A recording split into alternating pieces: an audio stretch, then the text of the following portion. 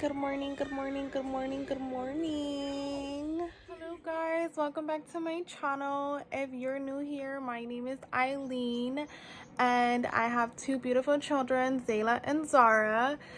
Today's video will go ahead and be about the beginning, how all of this started, and I have some very exciting news to share. So if you'd like to go ahead and hear what that news is, then stay tuned. Recently, my daughter was diagnosed with autism, and I got so many questions like, how did you know, or what made you think that, or why did the doctors give her that diagnosis? And so I'm gonna go ahead and kind of jump into that. My kids are sleeping right now, so I want to film this video as quick as possible.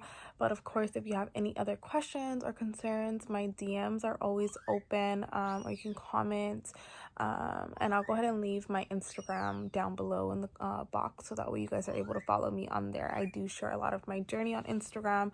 That is where I am mostly active. But let me go ahead and just jump right in. Go ahead and add a quick disclaimer. I am no way, shape, or form a doctor. I'm not saying because of my experiences that means that your child automatically has autism. But I just love sharing my journey and sharing all the things that we've encountered, because it's able to help other moms. And motherhood is hard enough as it is, and if there's someone out there that's willing to help or uses their platform for those good things, then I feel that it's good to go ahead and share that. So the beginning, around 6 months, like I stated in a previous video, Zayla wasn't reaching her milestones. The doctor still wasn't too concerned at that point, but I knew, like I knew it. I can feel like something was off. 9 months came around and she was still delayed, but the doctors were still not like showing any concern. It was just kind of like, oh, you're a first time mom, like, oh, don't worry, the baby's gonna come around. And it was kind of always like, well, no, like my feelings should be valid, my concerns are valid. So 12 months came, and when I tell you that my daughter tantrumed, like, I'm not talking about a tantrum for 5 minutes or like, a little kicking, screaming, and crying. I'm talking about tantrums for 45 minutes, an hour and a half long. Like, Zayla never was able to self-soothe herself. Like, she was never able to de-escalate. So anytime that she became upset, it was like literally like this inner like demon like just came in and possessed my child. Like, I don't really know how to explain it, but that's how it started, like 12 months. And then the head banging, and then biting herself, and then starting to hit others and like kick others. After that, I noticed that she had this like extreme attachment to me. Like, her dad wasn't able to do anything for her, her grandparents, no one was able to help Zayla. Like, it always had to be mommy, mommy, mommy, mommy. Although at that time she didn't identify me as mommy, it was always like just kind of pointing to me. And that's another thing that I noticed, was her words were not there. So she didn't like say mama, dada, baba, milk, like nothing. There wasn't really any words.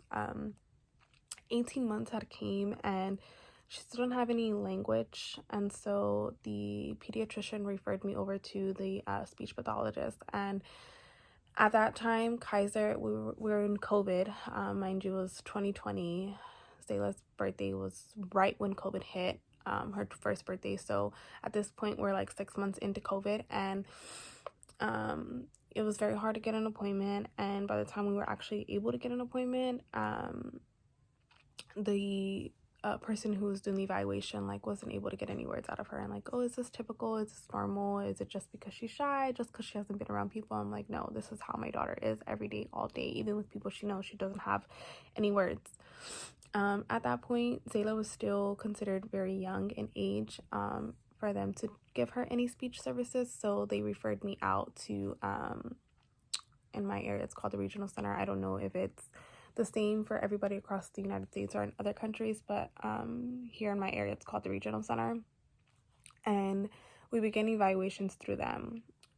Right away, once we started the evaluations, I noticed, she was very delayed, like as far as fine motor skills, gross motor skills, all of that. So we quickly started OT, and OT was able to go ahead and help her with those skills, pinching things, grasping things. I do have a little bit of videos that I'm going to try to insert here, so you guys can see like some of the things that we work on.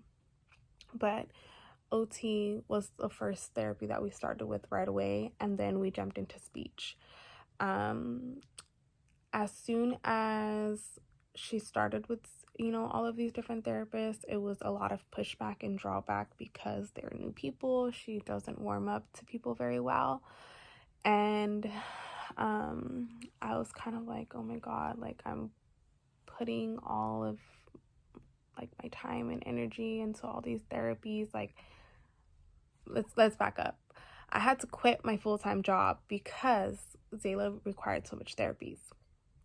So Zayla was pushing back, and I was like, oh my gosh, like I'm putting all my time and effort into these therapies, and she's pushing back. Like, am I making the right choice? Like, am I doing the right thing as a mother? And it was just like a lot of questioning myself, and I just kept telling myself, like, just give her 90 days. If after 90 days you don't see any improvement in any of the therapies that you're doing, then you, at that point, like, go ahead and pull her out. Mind you, while we're doing all these therapies, I have a newborn baby. So Zayla started in the beginning of 2021, and Zara was born in the beginning of 2021. So I'm hauling around my newborn baby to all of these therapies, plus my 2-year-old who's like having a very difficult time. On top of the autism, she has a sensory processing disorder, and it's like I'm very sleep deprived. I'm questioning myself, like, am I doing the right thing? Like, is this the right decision? Fast forward a couple of months, and it's time for like every 90 days they do kind of like a mini evaluation. And at that point, I hadn't realized it yet because I was around Zayla every day all the time, so I wasn't like, it wasn't clicking to me how much progress she had made. It wasn't until I started going back on the videos and Zayla started to like say words, but not only say words, also sign. And I was like, oh my god, like my baby's communicating.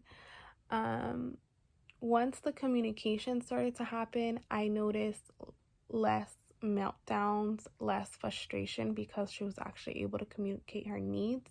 I'm not saying that the meltdowns are gone completely, because God knows, like a lot of my friends that are come around, they can vouch that Zayla still can have a screaming match or a crying match for a long time, just because it's hard for her to regulate her feelings and her emotions, but it is crazy to see the progress that she has made. Like, if you guys follow me, again, like I said earlier on Instagram, like, she's a pretty funny kid. Like, she's, the things that she says and does, it's like, wow, you have like a whole personality, you're a whole character. But let me go ahead and try to find some clips so I can go ahead and insert them here. Where is the purple? Okay, purple grapes.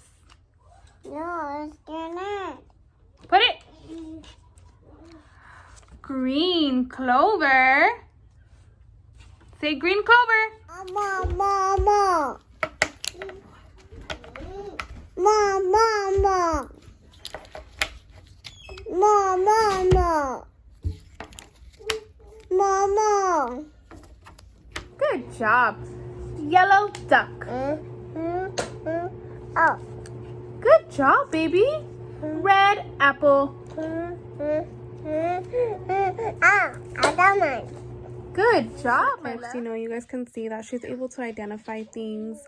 Her language has come a long way. She's learning her colors and objects, shapes, big, small.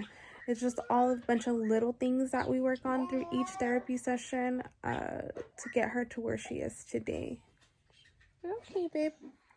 sorry, the kids are already starting to wake up, so I'm trying to wrap this video up as quickly as possible. But yeah, like, I am so happy with the decision that I made to stick through the therapies and dedicate myself.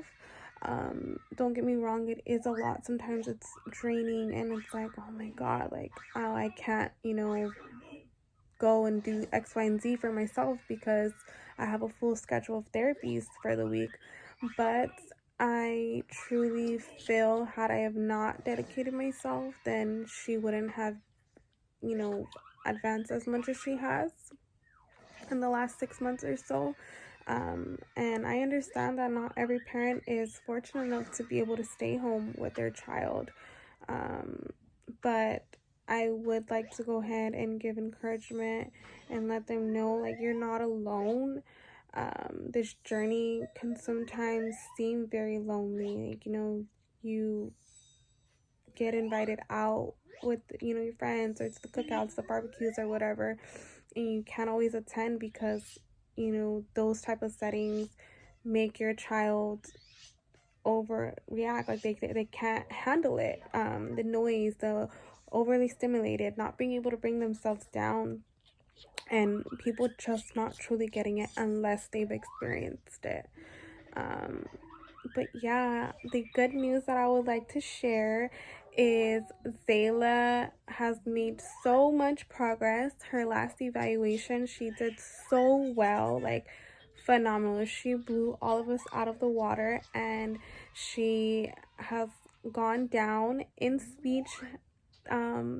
They are reducing her hours because she is finally meeting her milestones when it comes to speech, and I'm so proud of her. I'm so happy. I'm actually gonna go ahead and try to get a cake or a little something this weekend to celebrate her, because I know it can be a lot for her. Like, you know, it's pretty much more than 40 hours a week that she's dedicating to, like, school or therapies or whatever. And for a 2-year-old, that can be a lot, but I'm so proud.